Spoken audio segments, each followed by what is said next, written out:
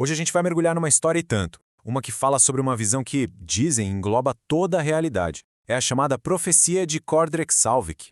Imagina só, e se fosse possível ver o código-fonte do universo? Não só as galáxias, as estrelas, mas o padrão por trás de tudo. O que dita como as coisas nascem, crescem e morrem. É uma ideia bem maluca, né? E é exatamente essa a questão central da experiência que a gente vai desinventar hoje. E essa história toda não começa num laboratório ou num observatório super tecnológico, não. Começa num lugar cheio de beleza natural e também de muito mistério. Bora conhecer a pessoa que está no centro disso tudo. Esse aqui é o Tomás G. Albuquerque. Ele não se vê como um cientista, nem como um profeta. Ele se descreve mais como alguém que, sem querer, tropeçou em algo gigantesco. É a jornada dele que a gente vai seguir para tentar entender essa tal profecia. E o ponto de partida é aqui, ó. Ilhabela, um arquipélago lindo no litoral do Brasil. Foi nesse cenário que o Tomás, junto com a amiga dele, a Verônica, começou uma exploração que ia mudar completamente a forma como ele via a vida. Pois é, no meio dessa exploração, eles acharam um lugar que, olha, não está em mapa turístico nenhum. Uma caverna bem esquisita chamada Kordreck-Salvek. E é aqui que está o portal, sabe? O ponto onde o nosso mundo conhecido se encontra com algo muito, mas muito maior.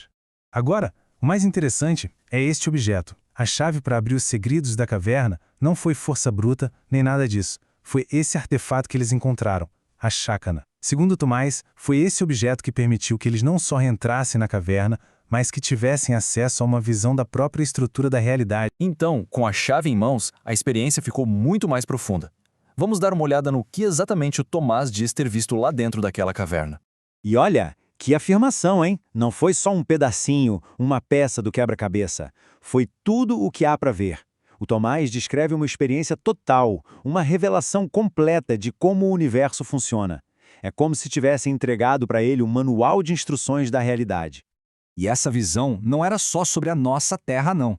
Ele conta que testemunhou uma quantidade de outros mundos habitados que a gente mal consegue conceber, na casa dos trilhões de trilhões. Uma imensidão de vida que vai muito além do que a gente pode imaginar. E mais do que só ver esses mundos, ele viu o ciclo de vida completo deles, de milhares deles, do comecinho ao fim. E observando tudo isso, um padrão bem claro começou a surgir. Um ciclo de 4 estágios: começo, crescimento, colapso e, por fim, renovação. E essa observação do ciclo nos leva direto para a descoberta principal da visão dele, a de que existe um padrão universal que se aplica a tudo. Aqui está o pulo do gato. A conclusão do Tomás é que não importa a variedade de mundos, no fundo, no nível social e antropológico, a mesma história acontece. De novo, e de novo, e de novo. E isso aqui ajuda a gente a entender uma dualidade fundamental. Ele diz que, na nossa vida individual, o livre-arbítrio é real. Nossas escolhas importam e são imprevisíveis. Só que, quando a gente olha para o coletivo, para uma civilização inteira, o comportamento segue um padrão previsível, um roteiro básico que se aplica a todos. E aqui que a visão bate na nossa porta. Segundo Tomás, a Terra, a humanidade, nós não estamos fora desse padrão. Nós também estamos seguindo exatamente o mesmo roteiro que ele viu em incontáveis outros mundos. Bom, se estamos seguindo um padrão, a pergunta que fica é: o que vem a seguir para a gente? E é aqui que a visão vira uma profecia sobre uma transformação que, segundo ele, já está bem próxima.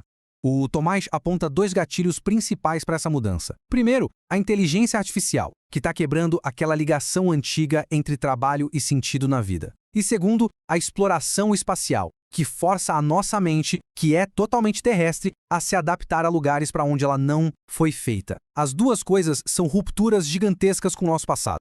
Então, a crise que ele prevê não é sobre guerra, nem desastre natural, nada disso. É uma coisa interna.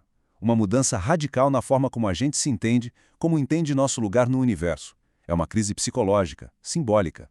Em outras palavras, o que está vindo aí, segundo a visão, não é o fim do mundo, mas o fim de um mundo dentro da gente. Um realinhamento da nossa mente coletiva, que pode ser doloroso, mas que é necessário.